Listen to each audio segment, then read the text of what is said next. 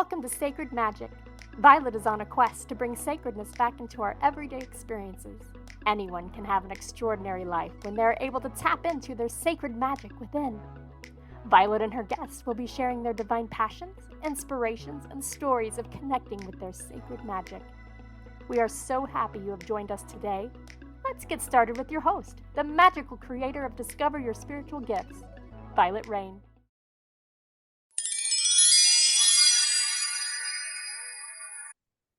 All right. Well, welcome to Sacred Magic Podcast.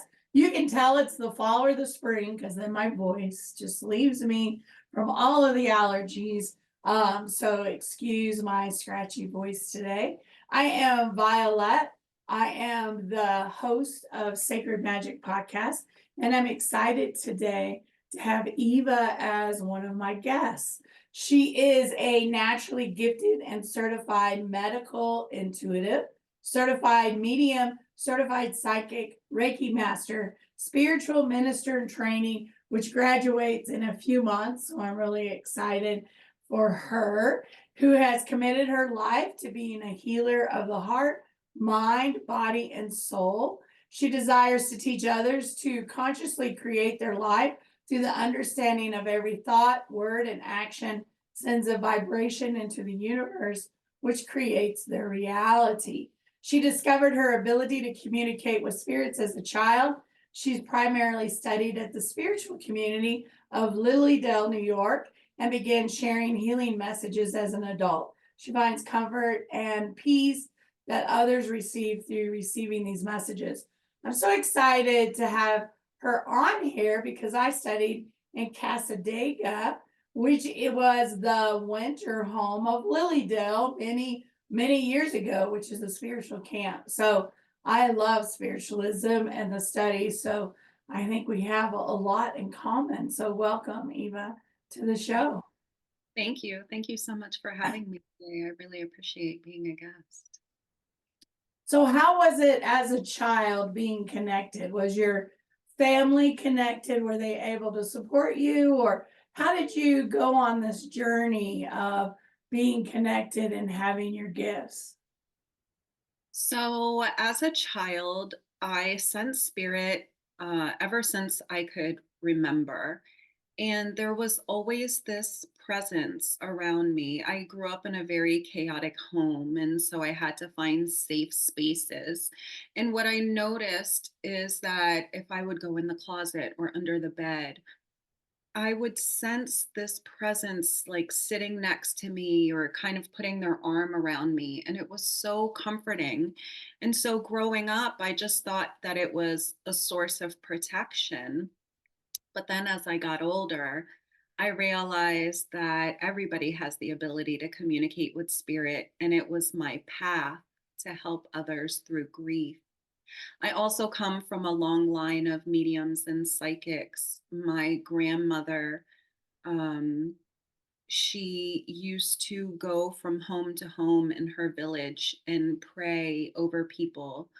And her sister used to read coffee cups and give psychic messages. And my family, I have a few siblings, and some of them have premonitions or visions, but I'm the only one who has really pursued this path.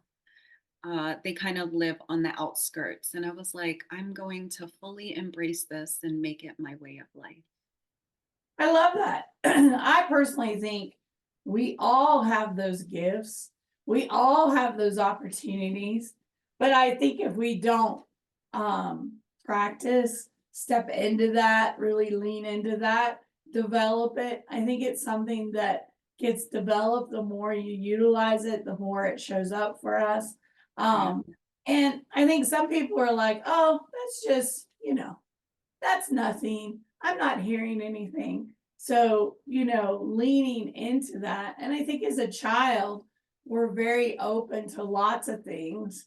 And then we forget that we had those connections in our childhood, that we had those interesting moments. But for the few of us that fully lean into it and really try to work with it, I think anybody can develop it. Anybody can have their gifts. It's just whether that's their path or not, their path to work with it. Oh, absolutely. And I feel like, there's a term that was coined by Don Miguel Ruiz, who wrote the Four Agreements, and he talks about humans being domesticated.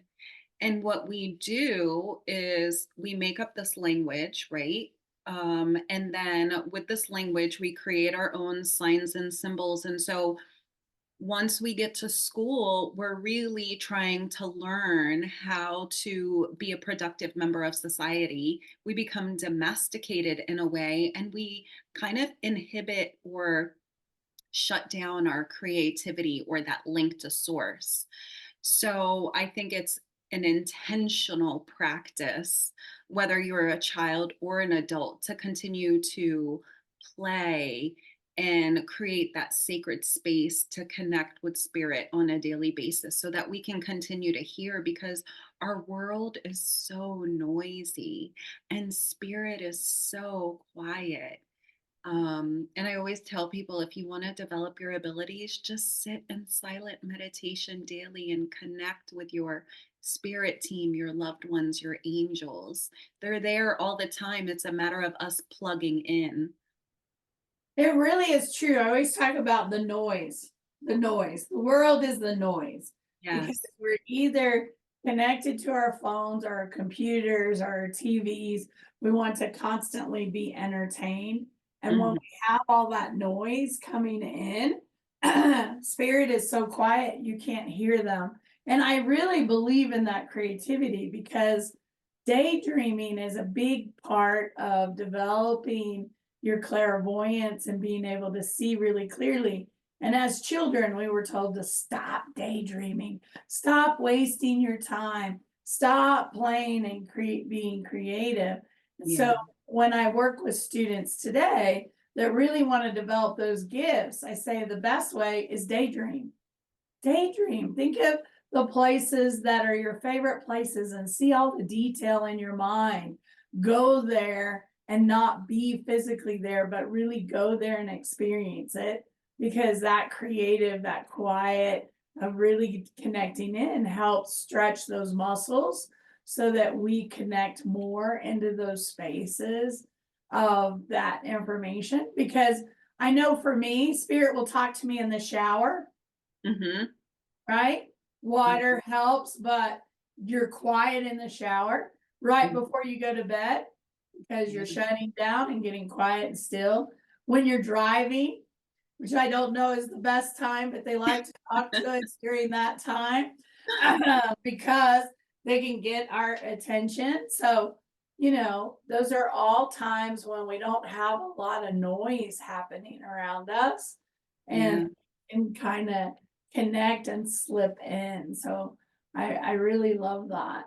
So Yeah. I know in my training in Casadega, we did so many cool things, so many things that I talk about today, because for people that don't have access, that don't live in New York, don't live in Florida, like I live in Denver, we don't have a spiritualist church out here that's close by for people to kind of study, because I think spiritualism has such a great way to build your Mhm. clairs and your development and all that.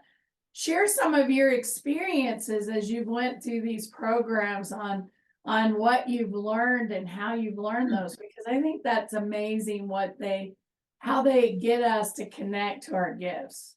Yeah, that's a great question. So, one of the profound things that really stands out to me is, as a natural medium, I had my own way of communicating with spirit and giving messages. But when I went through a certification program, um, I learned how we give signals to spirit, and how posture and where we look and the things that we ask spirit really drives the messages.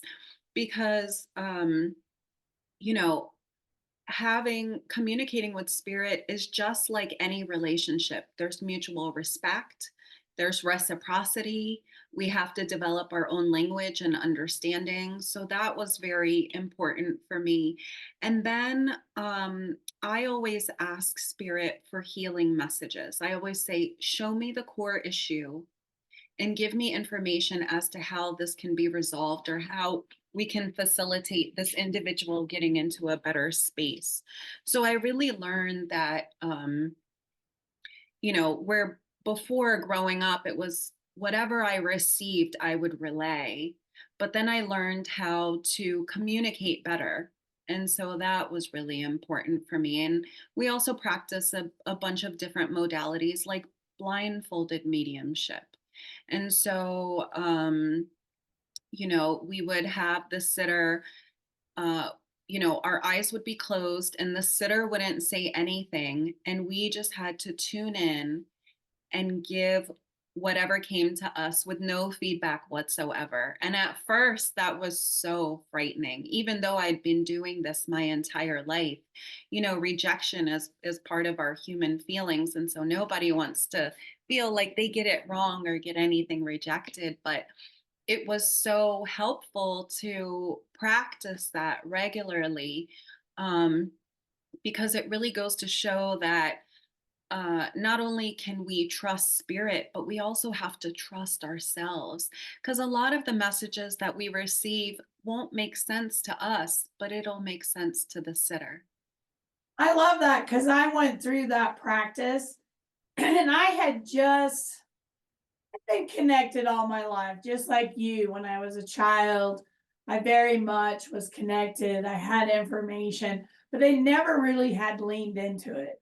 And later in my adulthood, I decided that I wanted to lean in. I wanted to learn. I wanted to develop. And so one of my very beginning classes, like the first year I was studying, I went to a class, and just like you said, they sat half of us on one side of the room and blindfolded us, and half of us on the other side of the room. And as soon as they blindfolded us, they moved everybody. And you have to understand, it is terrifying because I was like, I can't do this. I can't do this. I'm not gifted enough to do this. And your whole ego, right? That mental mind is like, are you crazy? You can't do this. And I had went with a friend of mine. She was the only person I knew in the group. And she was on my row, my side. And she's like, you can do this. And I said, I don't know that I can do this. And you don't know who's sitting in front of you. You don't know anything about that person. And you're trained, just give whatever you get. Don't filter it. Don't try to understand it. Don't try to explain it. Just tell them what you feel, what you hear, what you know, what you sense. Just give it. And it's an unusual technique to do. And I remember leaving that night, because then they have everybody come and sit in front of you and say, you got this right. This happened to me. This was exactly right. And you leave and you go, oh my God. I really did that. I really connected. I only had one person. It was very interesting because I think there were 5 or 6 people. And the first person that sat down, I'm like, you have this guy. He's Native American. I described him to a T. He sits behind you. He protects you. And then they go, enough, move to the next one. And then they move people again. And I sat with the next person and I said, I don't know what this is. Johnny Depp's Mad Hatter had just come out, Alice in Wonderland, and I kept seeing him move and do this craziness. And I'm like, what is it about this movie? I just keep seeing it. And I see a pink glass slipper, blah, blah, blah. And they said next. And the next person sits down. And I'm like, I see a teddy bear. I went through these very descriptive things. And each person except one sat down and said, I know exactly, I did this today. I did make this call. You confirmed what I needed to know. It is an amazing experience to develop your gifts. I remember we did all kinds of things, putting keys in baskets and picking somebody's keys and reading them, to us bringing photos of family members. Yeah, psychometry. Yeah, putting it in an envelope and you read that photo and you can't see it. So many amazing ways to kind of develop your gifts. And I believe trust is important because in the beginning, well, I think even today, I've been doing this now for 10 years, 11 years. There are moments in time, honestly, that I walk away and go, wow, was that correct? Was I on target?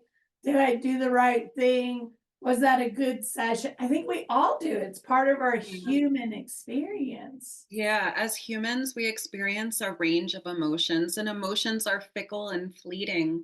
And so it's natural, whether you're a beginner, intermediate, certified, vested, I think it's natural to experience a range of emotions. But I think for me, the way that I ground and I center myself, I always tell myself, it's not about me. Um, and it's whatever I receive from spirit is what I'm going to relay. And sometimes I notice with clients, it may click, certain things may click after a reading. I always tell people if something doesn't resonate, just think about it and come back and let me know if it makes sense to you. And almost always it does. You know, our brains have the capacity to hold so much information, and sometimes we have to table and compartmentalize things, and we don't always remember our loved ones' attributes or things that they say. And especially if we're trying to navigate a grief journey, you know, our ability to perceive is kind of skewed a little bit. So I always tell people, be open to what your loved one has to say.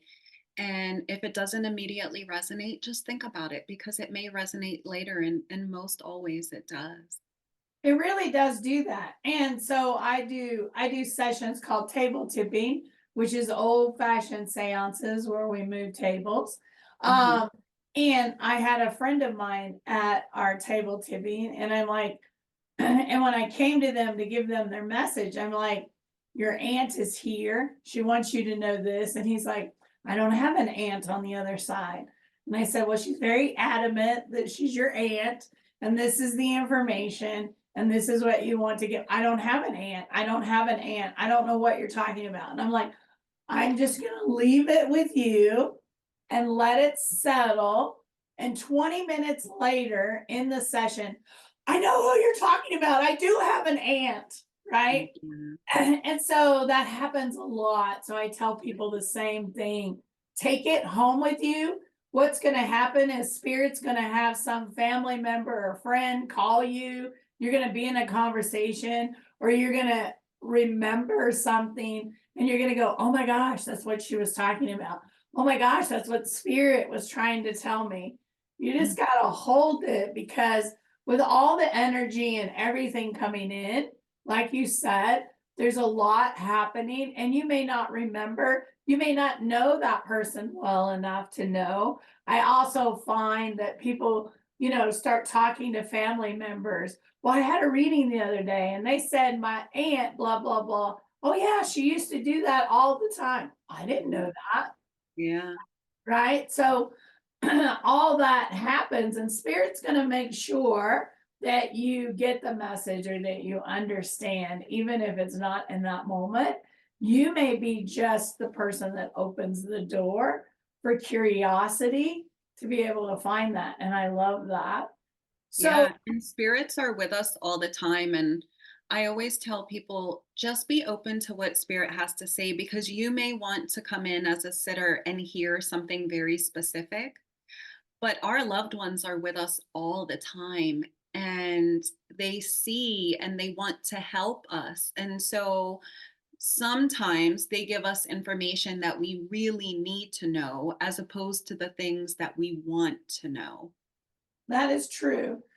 The other thing that I find too is sometimes we will go to somebody and they tell us something that we already had brewing in our mind, or we were pondering, or we were thinking about it. And they're like, well, they didn't give me anything new.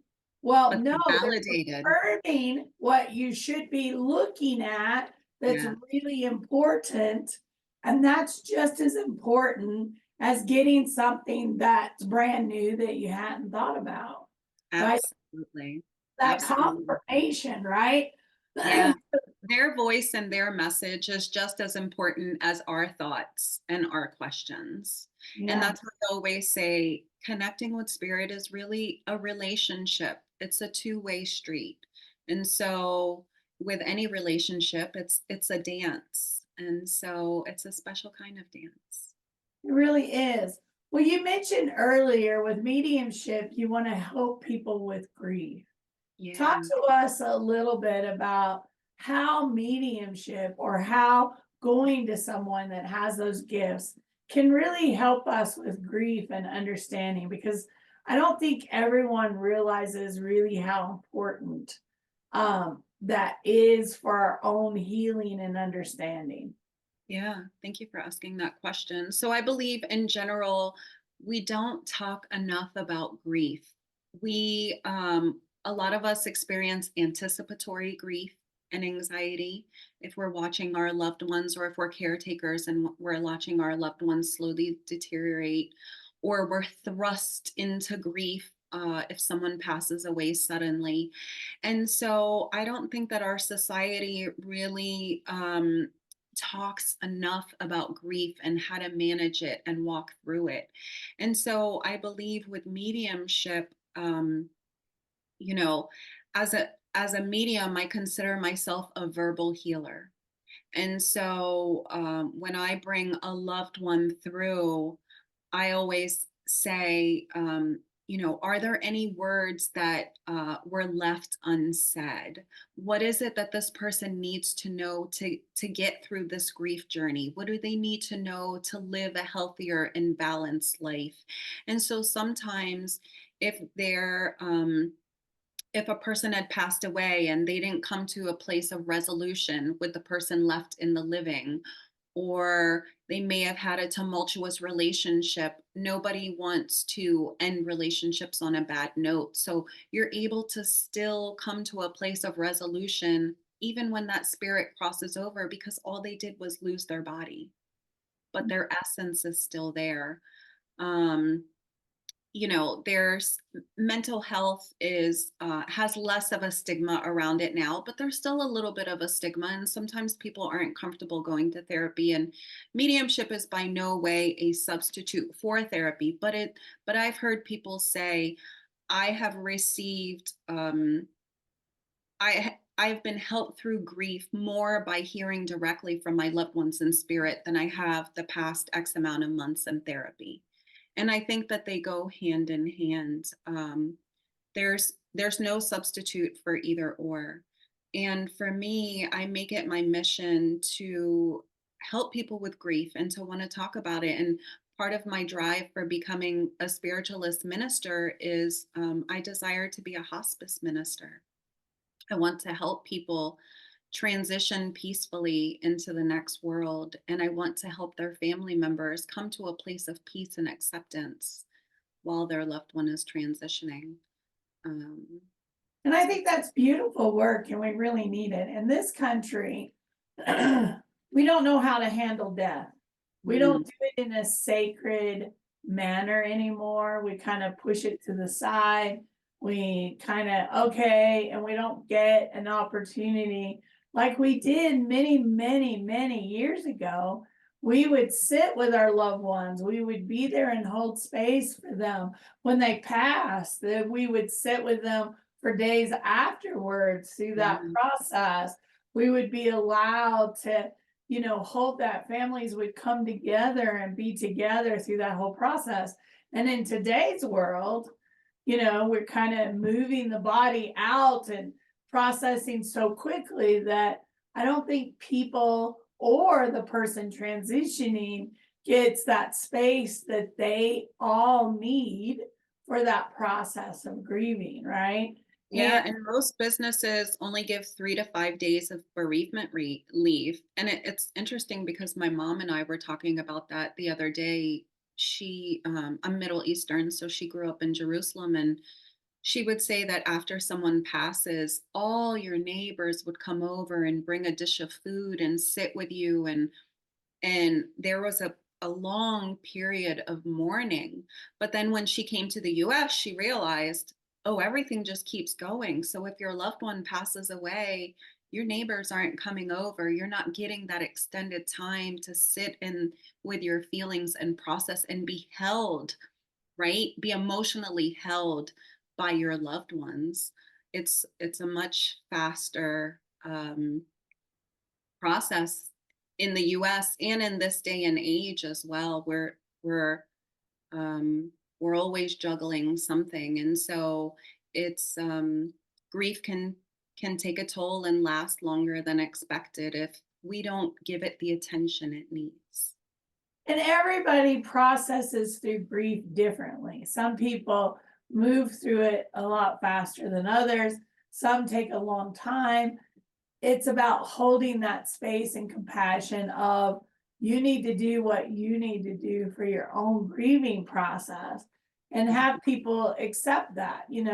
Is it not good when we look at somebody and go, oh, you should be done with this. Oh, you Yeah, should, you should be good with this, because that's not fair. It's yeah, not how this works. We all do it very differently. And I love the fact that we're seeing more death doulas, soul midwiferys, people stepping into that space to help, because I think that's really, really important. I teach a class for soul midwifery, so we talk a lot about death and how a lot of people in this country, I think, are really afraid to lean or to understand it. So they're yeah, like, okay, I'm not going to look at it until I have to look at it. And then when they do have to move through it, they don't know how to do that. They don't know how to handle that process and what that looks like. So the more we can educate, support, be there for families and people transitioning and change our perspective, the better we will be. And I think it's such important work. yeah. And we coexist with grief. It's a lifelong relationship. When we first experience loss or grief, it's so consuming and overpowering, and sometimes it's hard to breathe or function. But then as we sit with the pain, and we give ourselves what we need: time, space, grace, rest, nourishment, over time, um, our feelings start to get less intense, but the loss never goes away. We just learn how to give it what it needs and how to manage it better. We can never erase any of our feelings or experiences, but we can learn how to coexist with them so it's not so dominant all the time. I love that, because I think that's important, right? That understanding of what's happening. So, Eva, share with us a little bit about some of the things that people could connect with you on, or what you offer, what's out there, how we can find you, all those great things. Yeah, thank you for asking. So I have my own business. It's illuminate528.com. You can also connect with me on social media, on Facebook, Ava Brooks, and Instagram and TikTok, Illuminate528. I also serve as a minister on Mondays and Wednesdays for Lilydale. So they're free meditation and healing events on Mondays and Wednesdays, streamed live on Facebook. I also work for Soul Journey Sunday. We have monthly psychic fairs. I work for Center for Spiritual Enlightenment in Virginia. It's a spiritualist church. I work at their spiritual psychic fairs as well. And